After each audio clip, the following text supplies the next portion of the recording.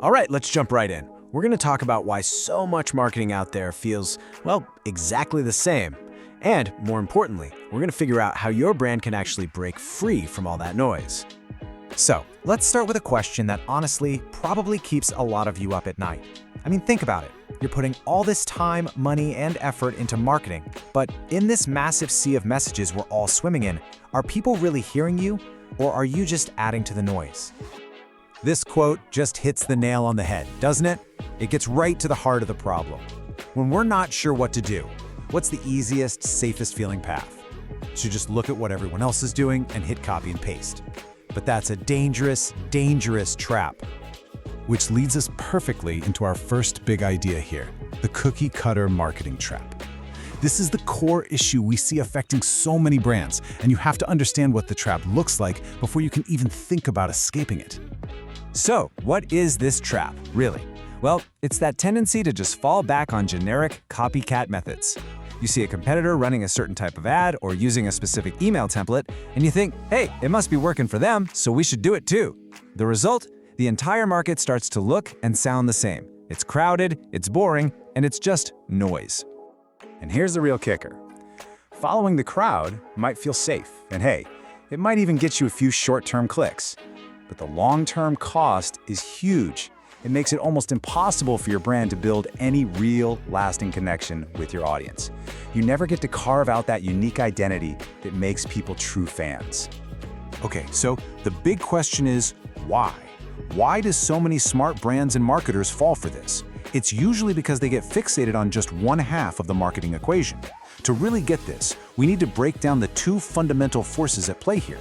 Getting this balance right is everything. And that brings us to this critical divide. Marketing as a science versus marketing as an art.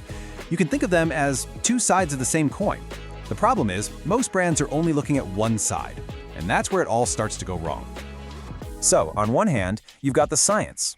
This is all the stuff you can measure, right? Analyzing consumer behavior, making decisions based on hard data, A/B testing your social media ads, mastering SEO, setting up email automations. You know the drill. And let's be clear, this stuff is absolutely crucial for getting a good return on your investment. But, and this is the point where so many people get stuck, they stop right there. They get so obsessed with the metrics, the analytics, and the formulas that they totally forget that data is only half the story. It's the brain of the operation for sure, but it's missing the heart. This chart lays it out perfectly. The science gives you the data, the tests, the high ROI. It makes sure your message gets delivered. But the art? That's your storytelling, your emotional connection, your creativity. That's what makes sure your message actually lands and sticks with people. One gets you seen, the other gets you remembered. You need both. I mean, just think about Apple's legendary Think Different campaign. Were they just selling computers? No way. They were selling an idea, a philosophy, a rebellion. They tapped into our deepest aspirations and emotions, and that's why we're still talking about it decades later. That right there is the incredible power of art in marketing. Okay, so we get it. Science plus art equals great marketing. But how do we actually do it? How can your brand avoid that cookie cutter trap and really blend these two things together? Let's get into a practical, actionable strategy. It really boils down to these three steps. First, use data to inform your creativity, not to kill it. Let the numbers be your guide, but don't let them strangle your big ideas. Second, you have to truly embrace originality. Sure, know what your competitors are doing, but your goal isn't to be like them, it's to be different. And finally, connect with genuine feeling. At the end of the day, you're not marketing to algorithms, you're marketing to people. So, let's bring this all home.